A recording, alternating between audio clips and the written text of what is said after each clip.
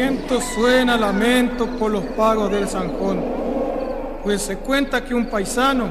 puestero de la armonía, es séptimo hijo varón, ojeroso, clinas largas, hasta solo suele hablar, y no hay payé que le dentre de las viejas del lugar. Cuando se oye aullar los perros,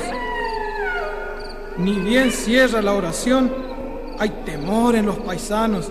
de los pagos del zanjón, pues se cree que el puestero se convierte en lobizón.